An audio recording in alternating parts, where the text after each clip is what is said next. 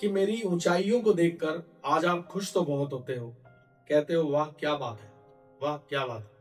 क्या आपने वो दिन देखा जब मेरे पैरों में छाले थे? हाँ, ऑफर्स तो आते हैं, बहुत सारे लोग पूरे दिन कई फेक अकाउंट से लड़की बन के भी लोग मैसेज कर रहे होते हैं इंस्टाग्राम पे कि हाय, और बहुत सारी चीजों की डिमांड कर रहे होते हैं, आप ये भेज दो वो भेज दो। जैसा मैंने आपको बताया कि हमारे देश में न्यूडिटी बैन है, तो और फॉरेन कंट्री में ओपन है, तो जिस चीज को आप बैन रखोगे लोग उसकी तरफ आकर्षित ज्यादा होंगे।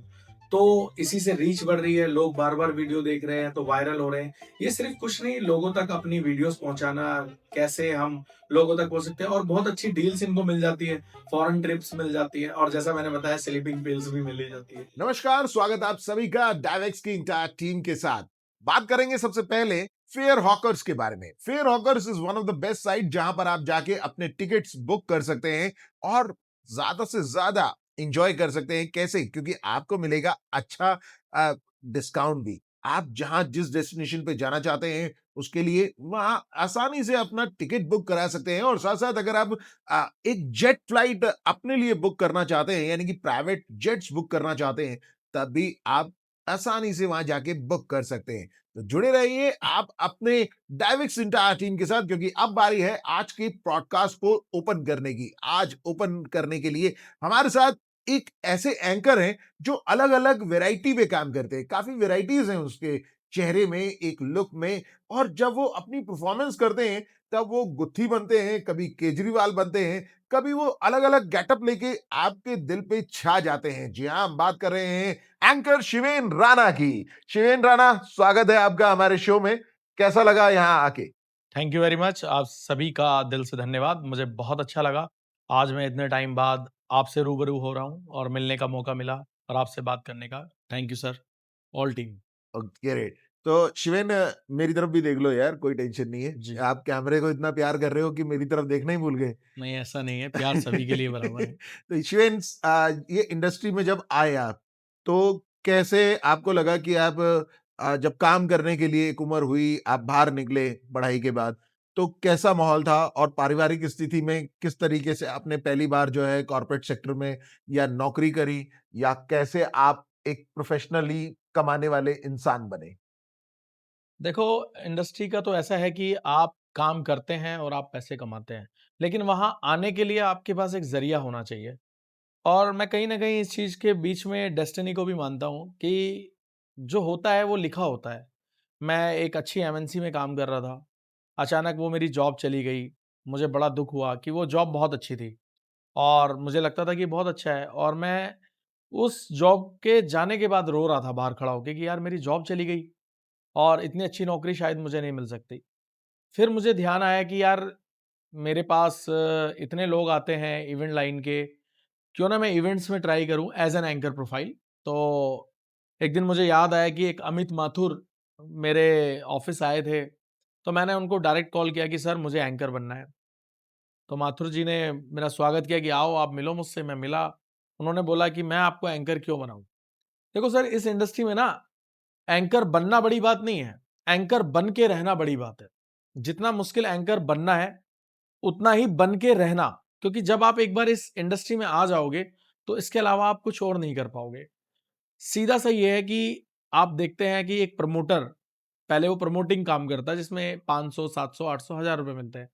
अगर वो एज़ एन एंकर काम कर रहा है, तो स्टार्टिंग में आप मानिए ₹2000, ₹3000 एक एंकर का बजट होता है।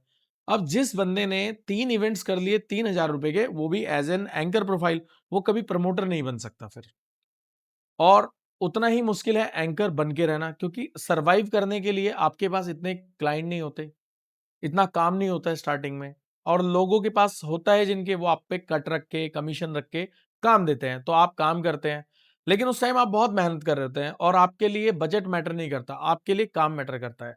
लेकिन एक टाइम बाद आप बजट को अहमियत देते हैं कि आप काम तो सीख गए हैं, अब आप कर रहे हैं, तो अब आप अपना बजट जब इंक्रीज़ करते हैं, तो वहाँ आता है रियल चैलेंज कि अब आपको काम कौन दे। जहाँ आप 3000 से क्लाइंट से 5000 माँगने लगेंगे, वो क्लाइंट आपको काम नहीं देगा। वो आपसे किसी बेकार एंकर को दे देगा 5000, लेकिन आपको नहीं देगा। लेकिन इस इंडस्ट्री का एक फ़ायदा ये भी है, वो क्लाइंट आपको छोड़ने हैं, बिल्कुल छोड़ने हैं, आपको बड़े पकड़ने हैं। इसी स्ट्रैटेजी पे काम किया, मैं आगे बढ़ा, मैंने छोड़े। लेकिन वो क्लाइंट आपके पास 6 महीने बाद लौट के वापस आते हैं। वो आपके पास आएँगे, कब आएँगे?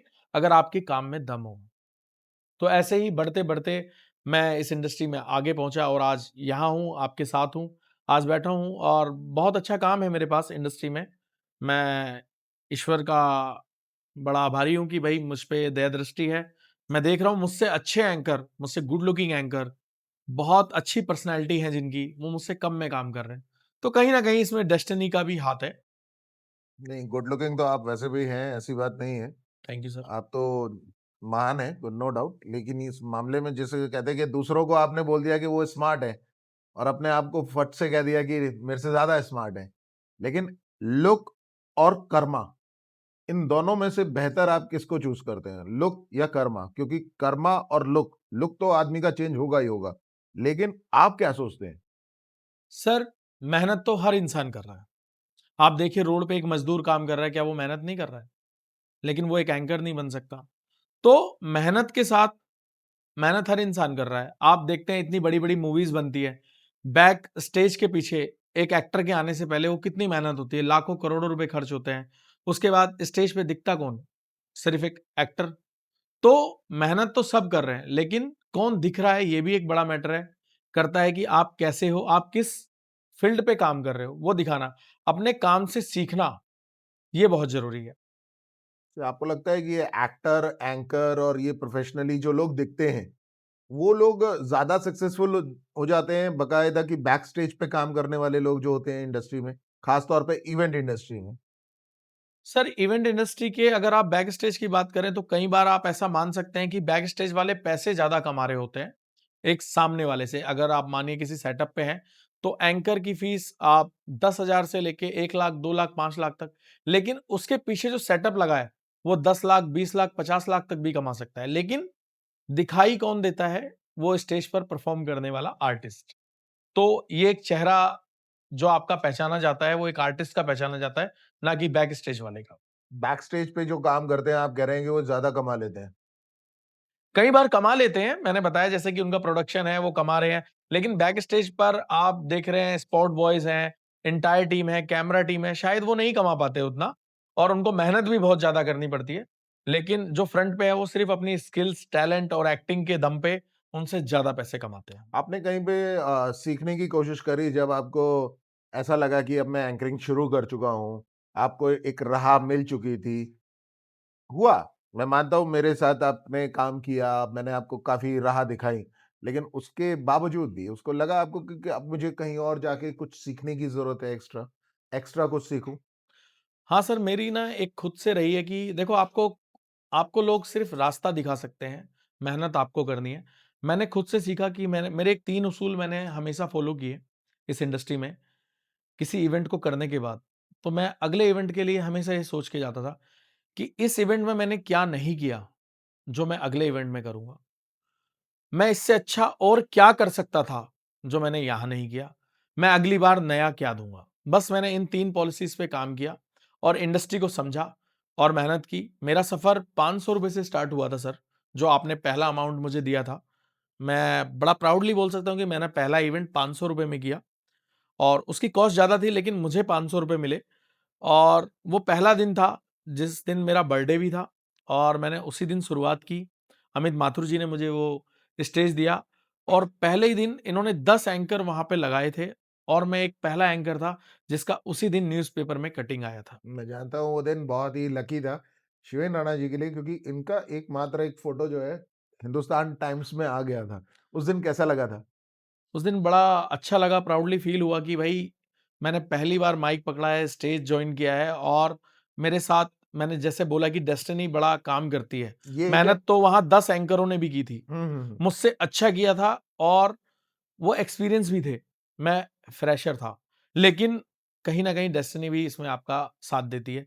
उन 9 का फ़ोटो वहाँ पे नहीं आया, मेरा आया। तो लक भी इसमें बहुत ज़रूरी है। लक साथ देता है। जी। लक तो वहाँ पे भी साथ देता है कि जैसा आपने बताया कि एक जॉब करते-करते आपने फिर आपको ऐसे लोग मिले जो आपको इस इंडस्ट्री में इनवाइट करके लेके गए। हो सकता है उसमें मेरा भी हाथ है, मैं मानता हूँ।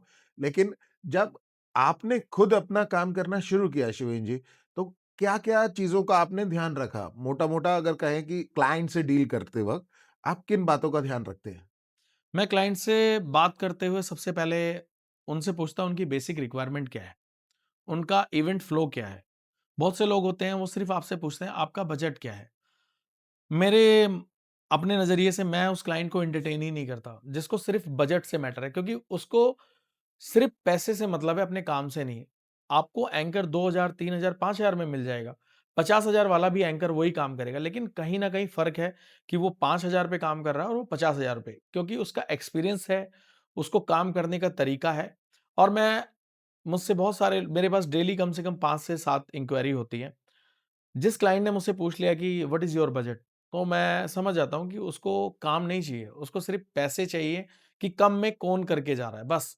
उसका यही मतलब है, उसको इवेंट मेमोरेबल बनाने से कोई मतलब नहीं है, उसको सिर्फ़ एक फ़ॉर्मेलिटी के लिए एंकर चाहिए, जिसको मैं क्लाइंट को एंटरटेन नहीं करता हूँ। मैं थैंक्स बोल के साइड हो जाता हूँ या मैं अपना बजट उनको बता देता हूँ कि मैं पर शो ये चार्ज करूँगा। तो 90% वो डील डिस्कनेक्ट हो जाती है, क्योंकि उन लोगों को सिर्फ़ एक ऐसा एंकर चाहिए जो आए और बोले और चला जाए, बस।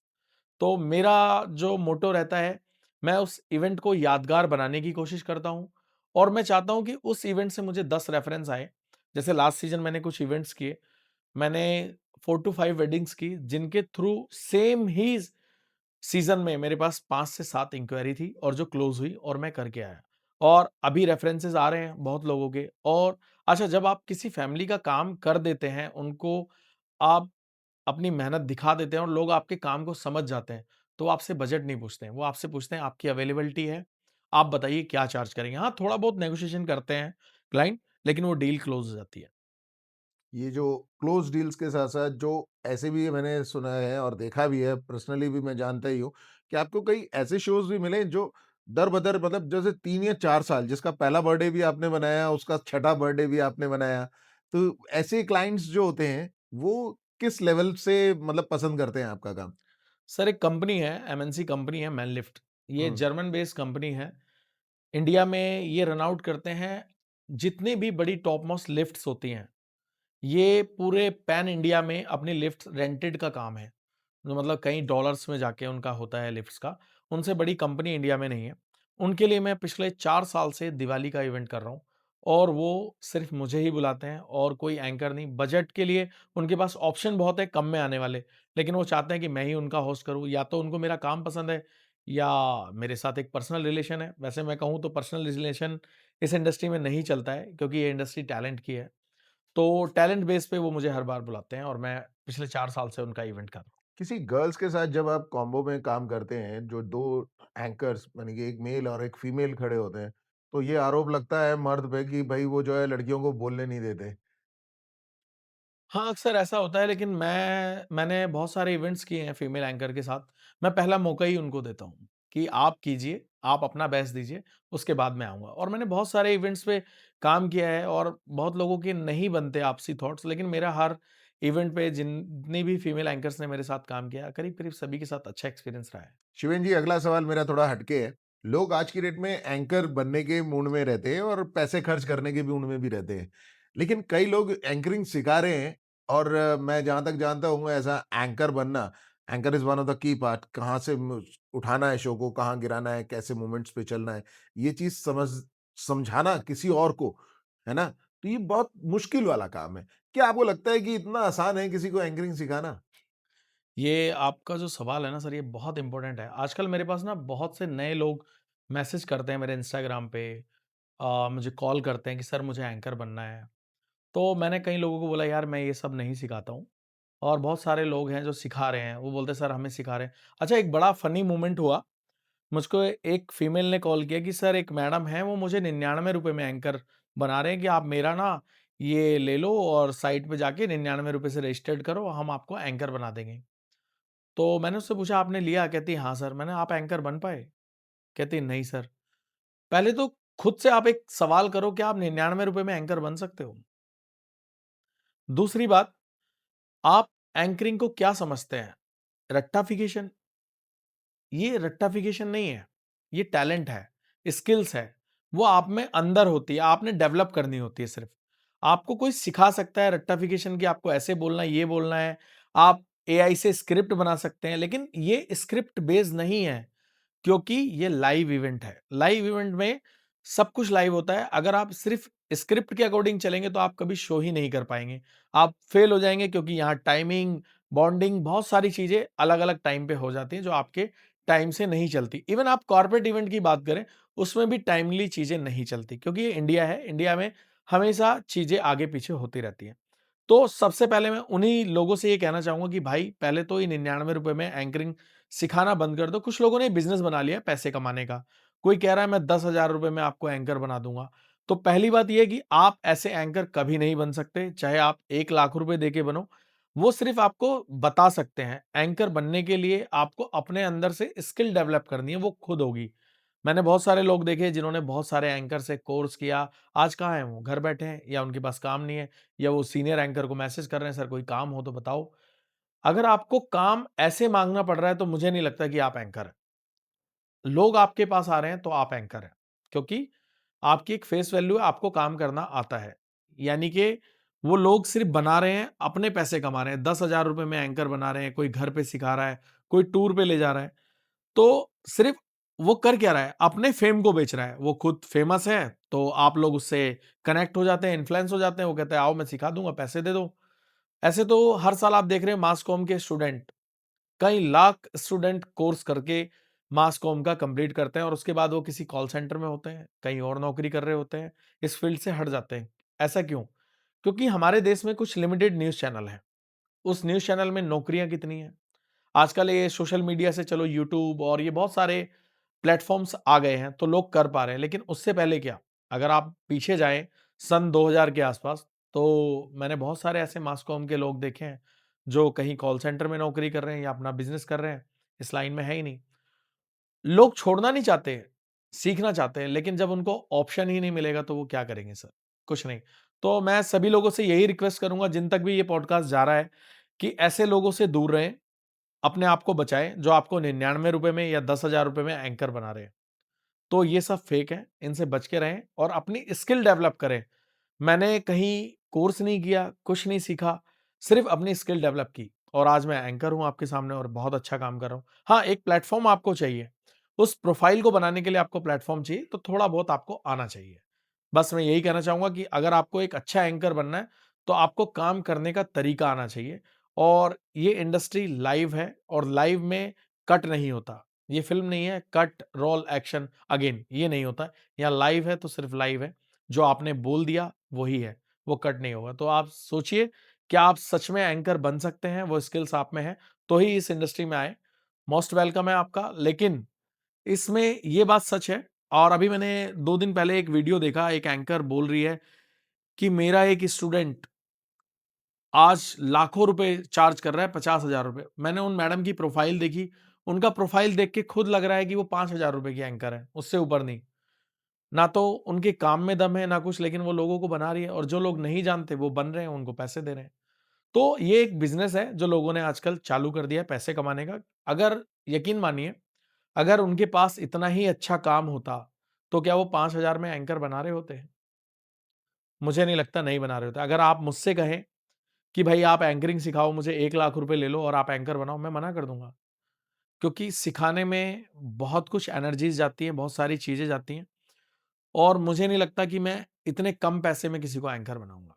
तो सीधी-सी बात है, जिसके पास काम है, वो सिर्फ़ काम कर रहा है, वो किसी को ऐसे एंकर नहीं बना रहा। जिसके पास काम नहीं है, वो पैसे कमाने के लिए लोगों को बेवकूफ़ बना रहा है। ऐसे लोगों से दूर रहना चाहिए। क्या बात है! बिल्कुल सही बात बोली क्योंकि जो अंदर से आर्टिस्ट अपने आप में डेवलप कर सकता है, जो खुद अपने आप को मोटिवेशन अंदर से खुद को मोटिवेट कर सकता है, वही एक अच्छा आर्टिस्ट कहलाता है, चाहे वो किसी भी फ़ील्ड में हो, चाहे वो एंकर हो या फिर वो कैरेक्टर आर्टिस्ट हो। कैरेक्टर आर्टिस्ट से मुझे याद आया कि शिवेन राणा के माइंड में जब कुछ न्यू इनोवेशन आता है कुछ करने का, तो वो एक नए कैरेक्टर के साथ मार्केट में अपने को प्रेज़ेंट करते हैं। सबसे पहला कैरेक्टर आपने कौन-सा किया था? सबसे पहला कैरेक्टर मैं आपको बताऊँ कि मैंने गुत्थी का किया था और सच मानिए जो कैरेक्टर है वो आपकी एंकरिंग पर भी इफ़ेक्ट डालता है। हाँ, हो सकता है कि आपको बजट हाइक मिले क्योंकि कैरेक्टर एक डिफरेंट ज़ोनल में चले जाते हैं आप कॉमेडी की तरफ।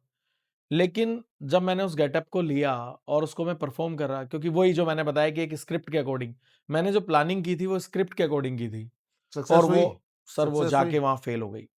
और यकीन मानिए मेरा माइंड बिल्कुल ब्लैंक हो गया और उस दिन मैंने सोचा कि शिवेन अगर आपको इस इंडस्ट्री में रहना है, या तो आप इस स्किल्स को डेवलप करें या इस कैरेक्टर को छोड़ दें, नहीं तो ये आपकी एंकरिंग भी खत्म कर देगा। सीधा मानिए अगर आपको कोई क्लाइंट आपको ₹7,000 देता है एक इवेंट का, आपने बोला मैं कैरेक्टर प्ले करता हूँ, बोला ठीक है 15,000 में आपकी डील डन हुई। आपने जाके उस कैरेक्टर से उस शो को खराब कर दिया। यकीन मानिए वो क्लाइंट आपको कभी एंकरिंग के लिए भी नहीं बुलाएगा। 7,000 छोड़िए वो आपको 5,000 में भी नहीं बुलाएगा। तो आप जो भी काम करें, इतना प्रोफेशनली करें, इतना बेस्ट करें कि वो आगे आपको 20 में बुलाए, इवन 15 की बजाय। मतलब ये कहा जा सकता है कि अगर आप एक्सपेरिमेंट अपने ऊपर कर रहे हैं तो पूरी तैयारी के साथ कीजिए। नहीं तो वो कहते हैं ना कि कौवा चला हंस की चाल और अपनी चाल भी भूल गया। तो यहाँ एंकर के रूप में जब आप काम कर रहे थे और दूसरी चीज़ों को आप एंटर कर रहे थे कि नया प्रोफ़ेशन, नया कुछ करेंगे, तो आपने कपिल शर्मा के शो से देख के ये सब स्टार्ट करना शुरू किया? नहीं सर, यकीन मानिए मैंने कपिल शर्मा शो तब तक देखा ही नहीं था। ना मैंने उसमें कभी इंटरेस्ट लिया। मैं नहीं, सबसे गुत्थी पहले का शो, गुत्थी का गुत्थी कैरेक्टर तो उसी में ही नहीं, आया है नहीं, ना? लेकिन सर देखो आप गुत्थी किसको देख रहे हो वो उस पे करता है। बहुत सारे लोग गुत्थी कैरेक्टर कर रहे थे। बहुत सारे सीनियर एंकर भी कर रहे थे। मैंने देखे हैं बहुत सारे लोग कर रहे थे। लेकिन मैंने जिस एंकर को देखा, वो एक मुंबई के बहुत ही फेमस एंकर हैं, कैरेक्टर आर्टिस्ट हैं और वर्ल्ड वाइड जाने जाते हैं। उन्हें विकिपीडिया सर्च करता है। मुझे कोई फ़र्क नहीं पड़ता मैं उनका नाम लूँ या नहीं लूँ। वो बहुत फ़ेमस हैं और इंडिया में जाने जाते हैं कैरेक्टर के लिए। मुझे नहीं लगता उनसे अच्छा कोई कैरेक्टर प्ले करता है। गिरीश शर्मा उनका नाम है। वो पंजाब के रहने वाले हैं, लेकिन पीछे से रूट्स उनका उत्तराखंड से है और जो मेरे स्टेट से लगा हुआ है और बहुत हम्बल और बहुत ही काइंड हार्ट पर्सन है। उनको मैंने देखा जब कैरेक्टर के रूप में तो मुझे लगा कि मैं कर सकता हूँ। मैंने उनको देख के किया और सच में मेरी प्रोफ़ाइल हाइक कराने में कैरेक्टर का बहुत बड़ा हाथ है। जिसके थ्रू मेरा बजट इंक्रीज़ हुआ, बहुत अच्छा इंक्रीज़ हुआ और आज अगर आप देखिए देखो एक टाइम होता है हर चीज़ का चलने का और नहीं चलने का। एक टाइम था कि कैरेक्टर आर्टिस्ट की इतनी डिमांड थी कि बहुत ज़्यादा आप मानिए हर किसी को कैरेक्टर आर्टिस्ट चाहिए था, लेकिन आज वो चली गई है। तो टाइम के ये साथ चीज़ें आपको लग रहा है कि चली गई है, लेकिन मार्केट में तो अभी भी लेकिन बहुत इसकी लिमिटेड कई लोग आपको देख के भी एक्सपायर हो रहे कि भी ठीक है, चलो यार उन्होंने ये चीज़ करी, मैं भी ये चीज़ करता हूँ। तो वही चीज़ है कि क्वालिटी और टाइमिंग और स्क्रिप्ट इनके बीच में एक अच्छा-सा रिलेशन होना चाहिए, तभी सक्सेस मिलेगी, आप मानते हैं? सर, क्या है ना एक टाइम था कि आपको ना मन चाहे पैसे मिल रहे थे। आज कैरेक्टर आर्टिस्ट जो हैं बहुत कम में करने वाले भी लोग हैं, सर ज़्यादा हो गए ना, ज़्यादा हो मैक्सिमम गए। ज़्यादा लोग हो गए पहले तो कुछ ऑब्वियस सी बात गिने-चुने है हम दिल्ली में दुकानें 4-5 ज़्यादा खुल लोग थे। गई हैं। हाँ, तो और लोग पैसा भी नहीं देना चाह रहे और आजकल सर आप मानिए डिमांड भी कम हो गई है इस चीज़ की, नहीं लोग चाह रहे हैं। आप यकीन मानिए कि मेरे पास आज कैरेक्टर करे करीब 4 साल हो गए हैं, जब से मैंने कोई कैरेक्टर नहीं किया। अब मैं एंकरिंग में ही कैरेक्टर से ज़्यादा पैसे ले रहा हूँ। तो ये है कि अब लोग नहीं चाहते मुझे कैरेक्टर में देखना या मेरी फ़ीस जो मैं आजकल कोट कर रहा हूँ, वो नहीं दे पा रहे हैं। क्योंकि कम में करने वाले लोग बहुत सारे हैं, तो लोग वहाँ जा रहे हैं या फिर मुझे ऐसा अच्छा लग रहा है कि भाई मैं एंकरिंग में बहुत अच्छा जा रहा हूँ, तो मुझे यही करना चाहिए। लेकिन जब आपने नया एक्सपेरिमेंट करा तो इसके बाद भी कुछ नया इनोवेशन माइंड में आता है कि कॉर्पोरेट में जाके मैं टीम बिल्डिंग्स या किसी और चीज़ में हाथ साफ करूँ? सर मैं टीम बिल्डिंग्स इवेंट्स बहुत टाइम से करा रहा हूँ, मैंने बहुत सारी टीम बिल्डिंग्स एक्टिविटीज़ ये सब कराया है। मैं कॉर्पोरेट ट्रेनिंग भी करा रहा हूँ और मोटिवेशन स्पीकर भी हूँ, कि लोगों को मैं कई कंपनीज़ में कई बैंक्स में जाके मोटिवेशन कराया है। कि किस तरीके से आप एक-दूसरे से कई सारे बैंक हैं जो गवर्नमेंट के हैं आजकल पहले तो ये प्राइवेट सेक्टर में ही एंकर्स की डिमांड थी। अब आप देखिए कि गवर्नमेंट सेक्टर के भी बैंक हैं जैसे पंजाब एंड सिंध मैंने उसमें भी एक्टिविटी इवेंट्स करे हैं, जो मैनेजर लेवल लेकिन ये बहुत अपर लेवल पे है क्योंकि इसका जो कॉस्ट जाता है वो हाई जाता है। तो मैनेजर लेवल को ट्रेनिंग कराया जाता है जो बैंक पीओज़ हैं और भी बहुत सारे प्राइवेट सेक्टर है जिनमें मैं कराता रहता हूँ टीम बिल्डिंग। मैंने बड़े ब्रांड्स के साथ काम किया है, जैसे डीएलएफ की टीम को मैंने टीम बिल्डिंग एक्टिविटी कराई है देहरादून में। तो टीम बिल्डिंग एक बहुत अच्छा कॉन्सेप्ट है लोगों को मोटिवेट करने के लिए, काम कराने के लिए और एक-दूसरे से जोड़ने के लिए। क्या बात है! लेकिन अब बात करते हैं हम शिवेंद्र राणा के उन टॉपिक्स के बारे में, उन विषयों के बारे में जो कि शायद आपको पता होगा कि इंडस्ट्री में गर्ल्स पावर्स जो मैंने मानता हूँ कि एक एंकरिंग के लेवल पे जब वापस आप इंडस्ट्री में आ गए हैं और अब से पहले जब फीमेल एंकर्स का जो रूप था, उसमें और अब में क्या बदलाव है? सर बहुत सारे बदलाव हुए हैं। जैसे मैं आपको बताऊँ ये इंडस्ट्री ग्लैमर के लिए जाने जाती है, लेकिन अब पहले मुझे लगता है कि टैलेंट भी था, लेकिन अब सिर्फ़ ग्लैमर बचा है। जो एंकर्स थी, मैं जिनको देखता था, जो मेरे साथ काम करती थी, वो बहुत अच्छी ड्रेसिंग सेंस होता था, लेकिन आजकल कोई सेंस नहीं बचा है। ड्रेसेस छोटी होती चली गई हैं, पैसा बढ़ता चला गया है। लेकिन ऐसा नहीं है, मेल एंकर की मैं अगर बात करूँ, तो मेल एंकर आज भी बहुत अच्छे लेवल पे काम कर रहे हैं, बहुत अच्छे बजट पे कर रहे हैं। फीमेल के पास काम बहुत ज़्यादा है, लेकिन कॉम्पिटिशन भी उतना ज़्यादा है। क्योंकि मैं आपको बताऊँ, दिल्ली में आज 2000 एंकर काम करते हैं। हर साल 1000 से 1500 फीमेल एंकर बन जाती हैं और 1500 से 2000 खत्म हो जाती हैं। क्योंकि क्लाइंट एक बार बुलाना चाहता है, दूसरी बार उस फेस को नहीं देखना चाहता। तो ये ग्लैमर की तरफ जा रहा है, टैलेंट की तरफ नहीं। और मेल एंकर सिर्फ़ जो आजकल आप देख रहे हैं, वो सिर्फ़ टैलेंट पे चल रहे हैं, अगर वो अच्छे बजट चार्ज में हैं। नहीं तो एंकर के लिए एज़ एन मेल एंकर अगर आप 5 से 10,000 तक की पायदान पे हो, तो आप अपने आप को एंकर नहीं कह सकते। वो आप सिर्फ़ एक चल रहे हो। लेकिन जब आप 10 से ऊपर के ज़ोनल में आ जाते हो, तब पता चलता है कि आप एक्चुअल में एंकर हैं और फिर आप काम कर पाते हैं कंटिन्यू, तो फिर आप बेस्ट है कि आप एंकर हैं। नहीं तो आप देखिए, आज भी एंकर 2000 में भी मिल जाते हैं। फीमेल एंकर 2000 से लेके 2 लाख, मेल एंकर भी 2000 से लेके 2 लाख, लेकिन कहीं न कहीं फ़र्क है काम का। तो ये सारी चीज़ें चल रही हैं सर इंडस्ट्री में, समय के साथ चीज़ें बदल रही हैं और हम भी समय को बदलता देख रहे हैं। बिल्कुल। और ये बिल्कुल डायवेक्स की टीम के साथ आप भी जानते हैं, मैं भी जानता हूँ कि ये सब चीज़ें अनस्क्रिप्ट चल रही हैं ऑन द स्पॉट, और आप बहुत खुल के अपने विचार व्यक्त कर रहे हैं। मैं चाहूँगा कि अब आप मुझे इतना बताएँ कि ये जो टीम है, टीम बिल्डिंग के बारे में जो हम चलते हैं, क्लाइंट इसके कितने पैसे तक देने के लिए तैयार हो जाते हैं? सर मिनिमम देखो, आजकल क्या है ना, पहले सबसे बड़ी बात ये है कि आप काम किसके लिए कर रहे हैं। अगर आप एक इवेंट कंपनी के लिए काम कर रहे हैं, तो इवेंट कंपनी आपको पूरी चीज़ें क्लियर नहीं करती है कई बार। वो आपको बताती है एक इवेंट है, गेम्स खिलाना है और 15,000 का बजट और 20,000 का। बाद में एंकर को पता चलता है कि वो टीम बिल्डिंग, तो वहाँ कम्युनिकेशन गैप हो गया। अब वो एंकर तो अपना बेस्ट दे के आ जाता है, लेकिन वो टीम बिल्डिंग भी नहीं रहती और वो एंकरिंग भी नहीं रहती, तो वो शो हो जाता है फ्लॉप। तो आगे के लिए उस एंकर के लिए भी काम बंद होता है और उस क्लाइंट के लिए भी। लेकिन मेरे साथ जो क्लाइंट हैं, बहुत सारे इवेंटर हैं, वो बता देते हैं कि भाई टीम बिल्डिंग एक्टिविटी है। मिनिमम आप बजट मान के चलिए, 50,000 रुपए से स्टार्ट होता है। कई लोग 1500 से 2000 पर बंदे के हिसाब से चार्ज करते हैं, जो एंकर है।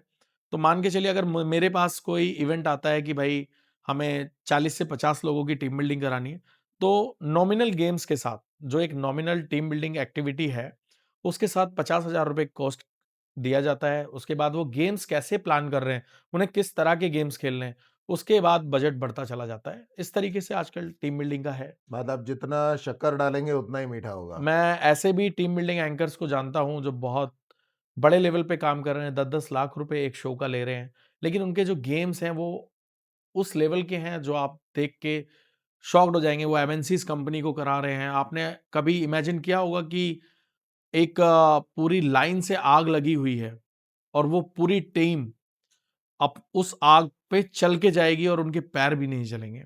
मैंने ऐसे भी एंकर देखे हैं, जो उस तरह की टीम बिल्डिंग करा रहे हैं और वो लोग पूरा उस टास्क को करते हैं। तो सबका अपना एक लेवल है और पैसा भी उसी के हिसाब से है। आप अगर टैलेंटेड हैं, आपके पास स्किल्स हैं, तो पैसे की कोई कमी नहीं है। इंडिया बहुत अमीर है, बहुत पैसा दे सकता है और यहाँ पे बहुत सारी एमएनसीज़ कंपनी है, जो लाखों में पैसे देती हैं इस तरह के इवेंट्स के लिए। लेकिन एक तरफ आप कहते हैं कि एंकर को सीखना बहुत ज़रूरी है। दूसरी तरफ आप इस बात का भी विरोध करते हैं कि कोई जो है सस्ते में अगर आपको सिखा रहा है, तो वो भी गलत है। कहाँ सीखना चाहिए फिर ये सब? सर सीखना, मैंने आपको बताया कि सीखना आप खुद से चाहेंगे, खुद से सीखिए। बहुत सारे सोर्सेज़ हैं सीखने की, लेकिन मैं मैंने वही कहा कि सोर्सेज़ जानना चाहता हूँ कि आपकी आप दृष्टि से क्या कौन से ऐसे सोर्सेज़ हैं? आजकल तो बहुत सारे प्लेटफ़ॉर्म्स हैं। आप सोशल मीडिया पे एंकर्स की प्रोफ़ाइल देखिए, वो क्या करा रहे हैं। मैंने भी ऐसे ही किया, मैंने बहुत सारे अच्छे एंकर्स देखिए। आप कहीं न कहीं आप ये देखिए, आप कैसे लोगों को फ़ॉलो करते हैं। आप अगर जिस तरह के लोगों को फ़ॉलो कर रहे हैं, आप उस तरह के स्किल्स डेवलप कर पाते हैं। मैंने शुरू से ही उस लेवल के एंकर्स को फ़ॉलो किया, जिन तक शायद मैं कभी नहीं पहुँच सकता। तो मैं कहीं न कहीं तो पहुँचूँगा। लेकिन अगर मैंने अपने से 1-2 कदम ऊपर वाले देखे, तो शायद मैं कहीं भी नहीं पहुँचूँगा, या उन तक भी पहुँचा तो क्या पहुँचा। तो मेन ये है कि आप ऐसे लोगों को कीजिए, या मानिए जब मैं ₹5,000 चार्ज कर रहा था, तब मैं 50,000 वाले एंकर की प्रोफ़ाइल देखता था। मैं उनकी वीडियोज़ देखता था, उनसे सीखता था कि वो क्या करते हैं। तो मैं बहुत कुछ वहाँ तक आया। तो मतलब ऐसे आपका ही आपका कहने का मतलब है कि जो सोशल मीडिया में कंटिन्यूटी है, जो चीज़ें आप आगे से ग्रहण कर रहे हैं, वही देख के आप कंटिन्यू कर सकते हैं। मतलब कहीं आपको सीखने की आवश्यकता नहीं है। हाँ किसी जी। को पैसे दे के सीखने की ज़रूरत नहीं है। नहीं, पैसे देके सीखने की बिल्कुल ज़रूरत नहीं है। हाँ, लेकिन अगर आप कहते हैं कि आपको एक प्लेटफ़ॉर्म की ज़रूरत है, एक चांस। आजकल देखिए ना सर, क्या है, गिव एंड टेक का वो चल रहा है कि कोई आपको क्यों दे? आप कोई रिलेटिव तो नहीं हो कि आपको चांस दें। तो कहीं न कहीं कुछ ना कुछ बेनिफिट्स होता है। कई बार आपने देखे होंगे, इस पे बेनिफिट्स उठाए जाते हैं अलग-अलग तरह के लोगों के द्वारा। कोई पैसे माँगता है कि भाई ठीक है, मैं तुझे शो दिलाऊँगा, तेरे को काम सिखाऊँगा, ऐसे कराऊँगा, तो उसके पैसे वो समझ में आता है कि चलो ठीक है, आपको शो दिलाया, उसमें से कुछ पैसे उसने रख लिए, ये समझ में आता है। लेकिन ये कि आपको मैं एंकर बना दूँगा, आप मुझे इतने पैसे दो सीखना, ये मुझे नहीं लगता कि ठीक है। गिव एंड टेक से मुझे याद आया, गर्ल्स के साथ जो ये गिव एंड टेक का माजरा होता है, वो क्या होता है? सर, बहुत सारे एंकर्स ने मुझे बताया भी है कई बार कि सर, कहीं बहुत सारे लोगों ने आजकल इंडस्ट्री में स्लीपिंग पिल्स का नाम दिया हुआ है कि आपको, स्लीपिंग पिल्स। हाँ, कि भाई आपको कुछ एक्स्ट्रा सर्विसेज़ देनी पड़ेंगी, तो आप एंकर बना देंगे, आपको काम दिला देंगे। अभी आपने देखा भी होगा, कई सारे एंकर्स पे भी ऐसे आरोप लगते हैं कि भाई इसने मुझे ऐसे बोला, ऐसे के पर ये नहीं पता कि वो सच है या झूठ है, या वो क्या वो रिलेशन में थे या किस तरह का। लेकिन कहीं न कहीं इस तरह का है, क्योंकि जहाँ भी आप ग्लैमर की इंडस्ट्री में जाएँगे, ये सारी चीज़ें आपको फेस करनी पड़ती है। बट ये डिपेंड आप पे करता है कि आपने क्या करना है। प्लस वाली एंकर्स के बारे में कुछ बताएँगे? ये प्लस का माजरा क्या है? सर, मुझे भी नहीं पता था ये, एक बार मुझे पता चला कि कोई प्लस वाली एंकर होती हैं। अब मैंने कहा भाई, मुझे लगा कि गुड लुकिंग प्लस प्लस होगा। तो मैंने एक फीमेल एंकर से पूछ लिया, मैंने कहा भाई एक इंक्वायरी आई है कि यार ऐसे-ऐसे वो प्लस बोल रहा है। तो उसने बोला कि प्लस का मतलब कॉम्प्रो होता है। तो आई वाज़ शॉक्ड कि भाई ऐसा भी होता है। तो फिर अब इंडस्ट्री में हम देख रहे हैं बहुत सारे लोग कर रहे हैं, पर जिसको जो करना है वो कर रहा है। मैं किसी को गलत नहीं मानता, सबकी अपनी डिज़ायर्स हैं, कौन क्या करता है। लोग आजकल आपकी सक्सेस देखते हैं, फेलियर कोई नहीं देखना चाहता। अमित जी, मैं आपको बताऊँ, लोग आपकी ना सक्सेस देखना चाहते हैं, फेलियर नहीं।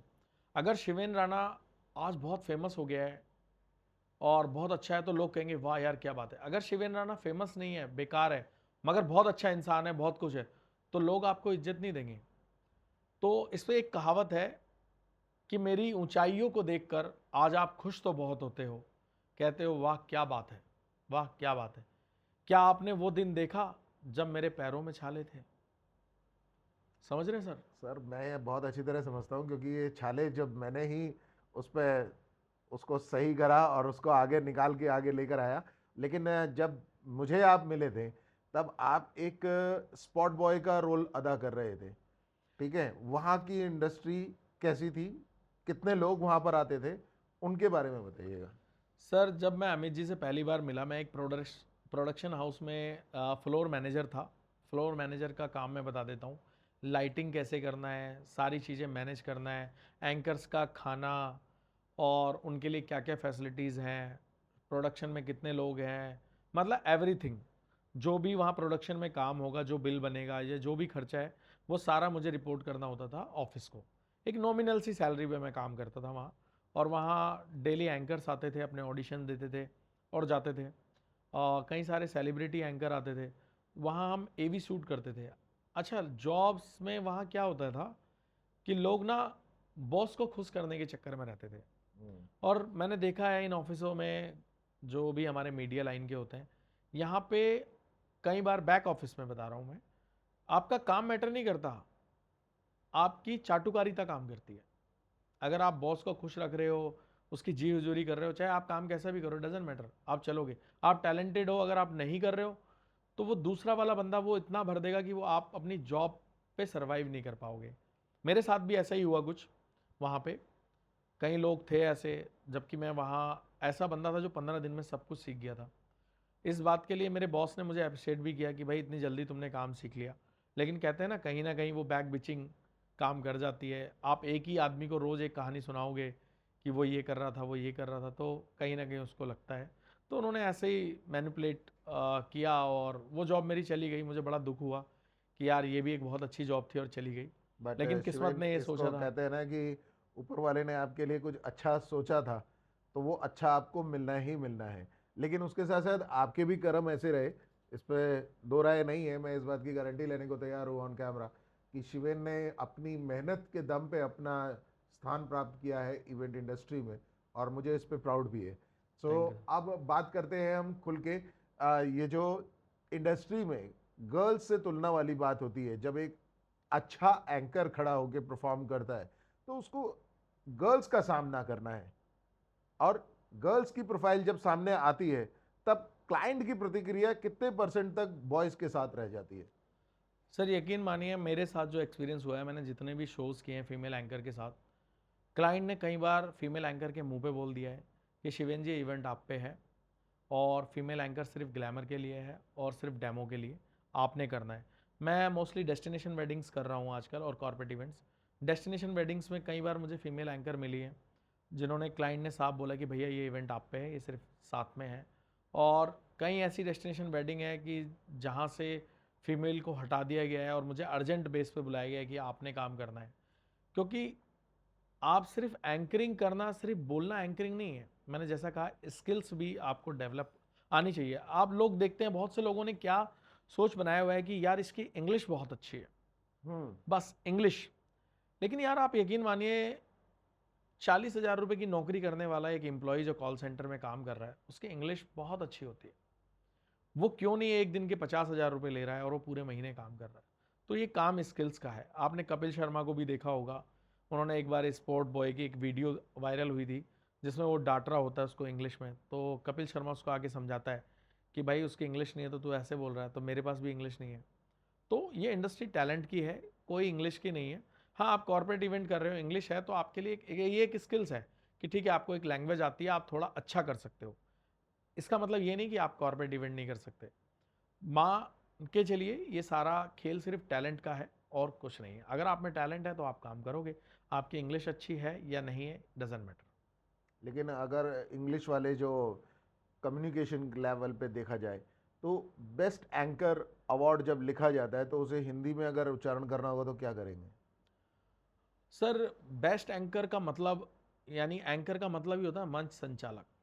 बेस्ट मतलब अच्छा, तो अच्छा संचालक जो मंच को संचालन कर सके, हम्म। बात रख सके लोगों से, अपनी बातें जो वो कहना चाह रहा है उन तक पहुंचा सके, उन तक समझ आ नहीं, चुके बट वही। डिपेंड है ना ऑडियंस। अगर मेरे पास ऑडियंस ही सारी की सारी ऐसी है कि अगर मैं ब्रिटिश अकेडमी का शो करने गया हूँ या फिर अगर अम्बेसी का शो करने गया हूँ, अम्बेसी के अच्छे वाले लोग वहाँ पे सारे वो लोग हैं जिन्हें जिनको कम्युनिकेट करना ज़रूरी भी है, उनको हिंदी नहीं आती है। अब आपके लिए एक ट्रांसलेटर तो रखा नहीं जाएगा।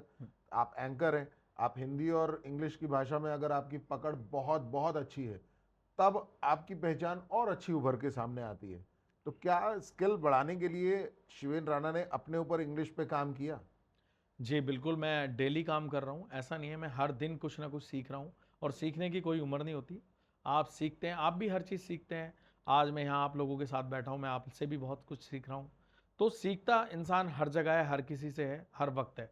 ये बदलता रहता है। और आपने जैसे बात की कि इंग्लिश वाले, तो इस तरह के इवेंट्स बहुत कम होते हैं क्योंकि हमारे पास जो ऑडियंस होती है, इंडिया में 90% वो हिंदी ऑडियंस होती है। इंग्लिश मोस्टली एंकर्स को आती है। और अगर आप कह रहे हैं कि बिल्कुल फ्लुएंट इंग्लिश और इस तरह के, तो वो जो एंकर होते हैं वो चार्ज भी बहुत ज़्यादा करते हैं। उस तरह के एंकर्स के इवेंट्स भी हर किसी को नहीं मिल पाते। तो वो सेलिब्रिटी में पहुंच जाता है, या मान के चलिए आप जिस तरह की रिक्वायरमेंट बता रहे हैं उस तरीके का पैसा है। मिनिमम वो चार्ज भी 50,000, 60,000, 1 लाख रुपए करते हैं। तो वो इवेंट हर एंकर तक तो नहीं पहुंच रहा है सर। तो मेरा ऐसा मानना है। और ये जो आपने बोला इंग्लिश वाला इवेंट जो होता है, वो इवेंट्स जो होते हैं वो कॉन्फ्रेंस इवेंट होते हैं, तो वो बहुत कम एंकर्स को बुलाते हैं। कॉन्फ्रेंस इवेंट बहुत कम होते हैं।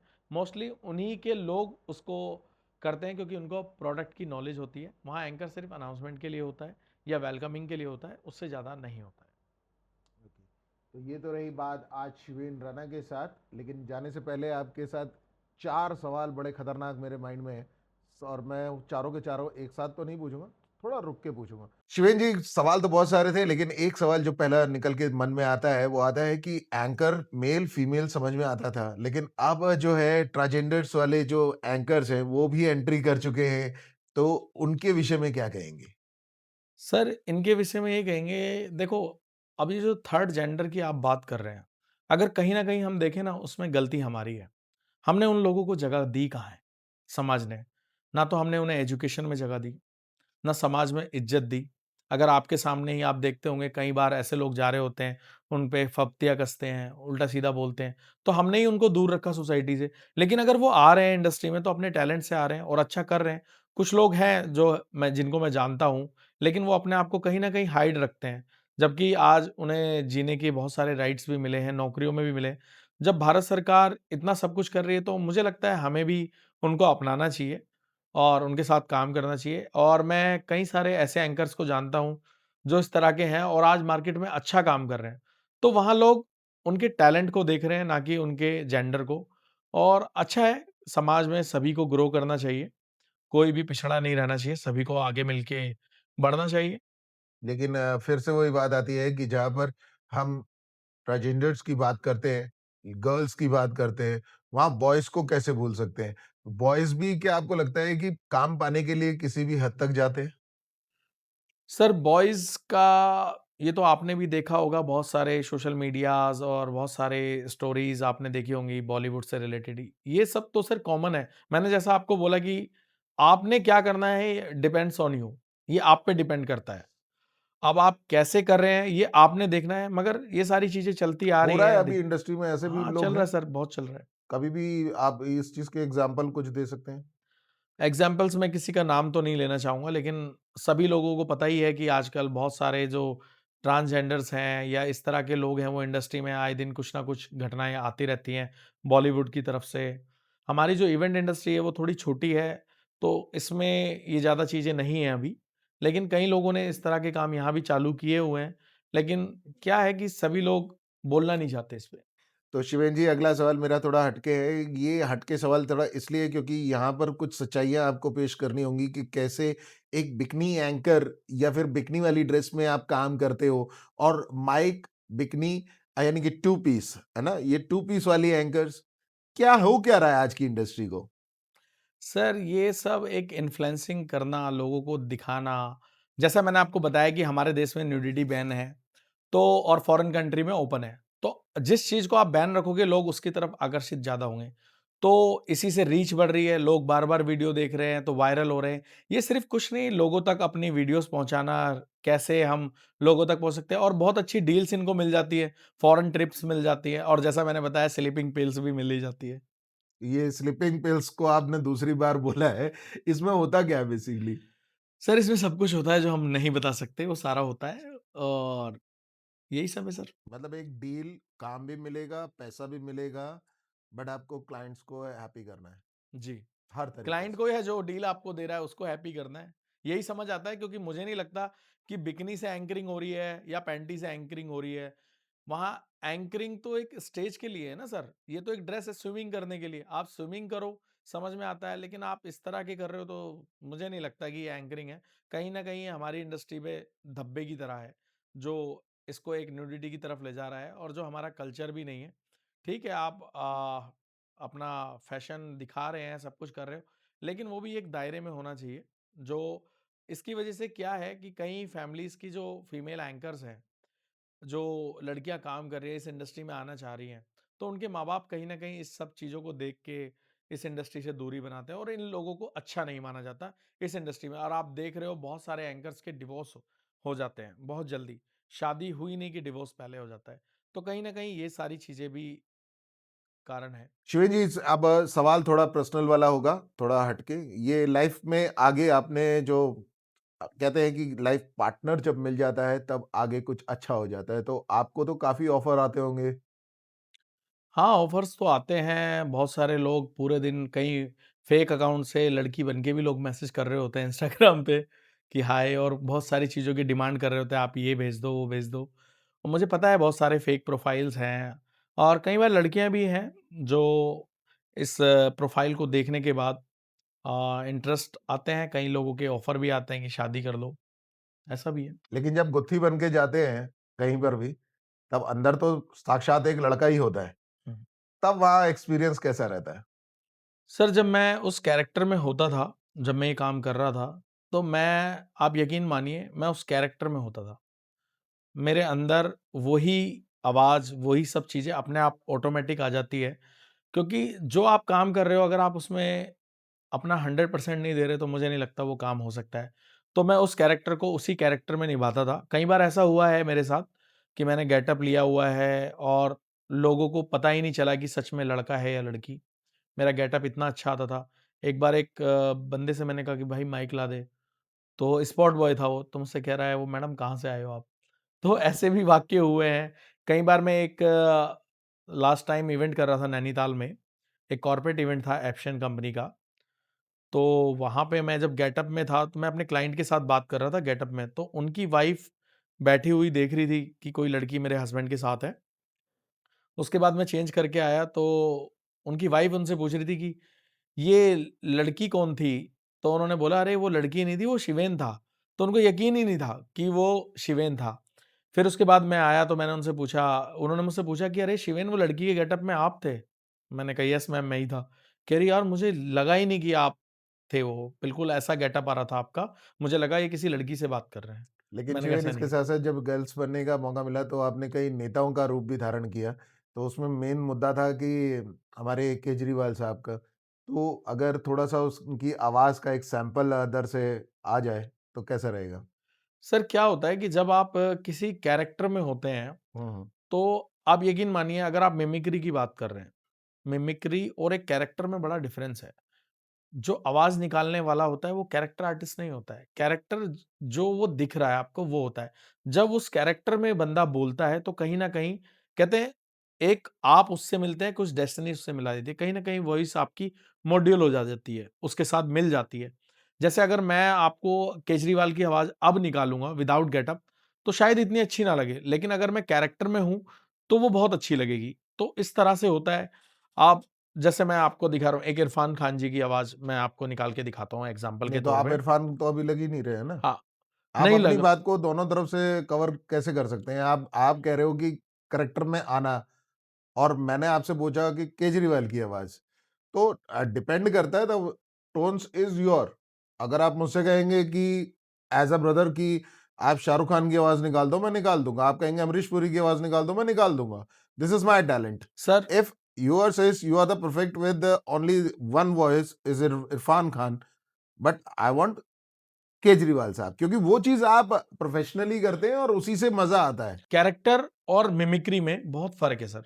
जैसे मैंने कहा कैरेक्टर इज़ अ गेटअप और मिमिक्री इज़ अ आवाज़, वो आवाज़ निकालना। चलिए आपने कहा मैं निकालता हूँ, जैसे मैं आवाज़ निकालता हूँ, नमस्कार जी, अरविंद केजरीवाल बोल रहा हूँ जी, वही आम आदमी जी, हाँ जी, थप्पड़ आपने ही मारे थे जी मुझे।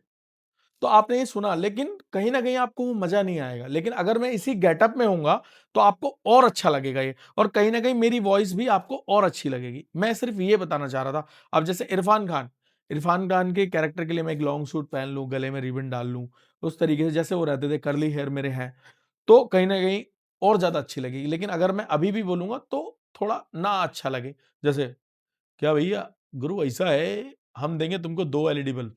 और गुरु जब वो जलेगी ना तो तुमको आएगी मज़ा। क्या गुरु ये पान सिंह तोमर का गैंग है, चुन-चुन के मारेंगे। तो सर गेटअप भी बड़ा मेजर रोल निभाता है आपके कैरेक्टर पे। तो जब आप उस कैरेक्टर में होते हैं तो आपकी वॉइस मॉड्यूल भी उसी तरह की हो जाती है।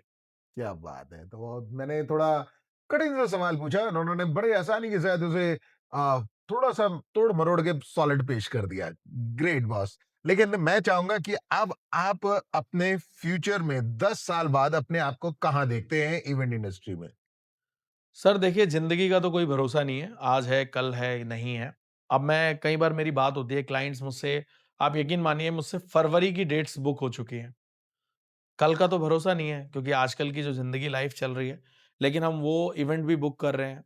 एक क्लाइंट ने मुझसे 2027 का नवंबर बुक किया हुआ है। मैंने कहा सर अभी तो बहुत टाइम है, कह रहे नहीं मुझे आपने ही बुक करना है, तो आप अभी से एडवांस अमाउंट ले लीजिए। लेकिन मैंने उसको भी बुक किया।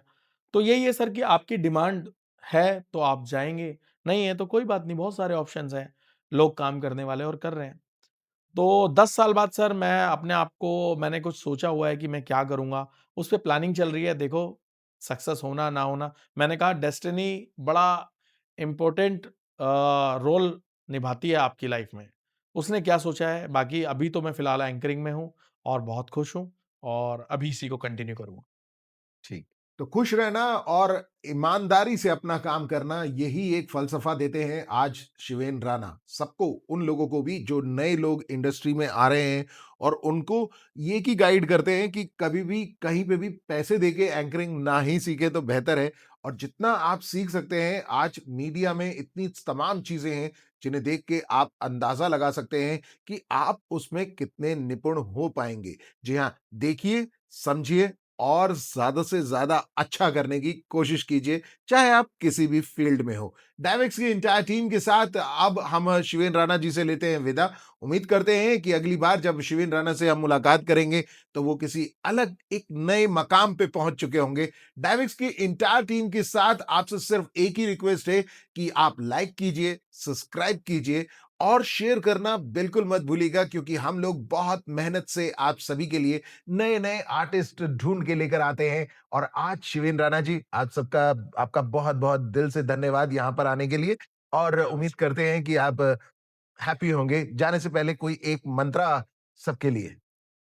सबके लिए यही कि खुश रहिए और ज़िंदगी से कुछ ना कुछ सीखिए, अच्छा या बुरा वो आप सीखते हैं और कोशिश कीजिए आप जो भी काम करें, एंकरिंग से अलावा भी, उस काम को ऐसा करें कि आपसे बेस्ट कोई ना कर सके। तो आप उसमें सफलता और मुकाम ज़रूर हासिल करेंगे, चाहे वो कोई भी फ़ील्ड हो। धन्यवाद। Thank you very much for Amit ji, मुझे यहाँ बुलाने के लिए, अपना समय देने के लिए धन्यवाद। क्या बात है! Thank you very much everyone. डायवेक्स की एंटायर टीम के साथ आपसे होगी फिर से मुलाकात। तब तक के लिए ध्यान रखिएगा अपना।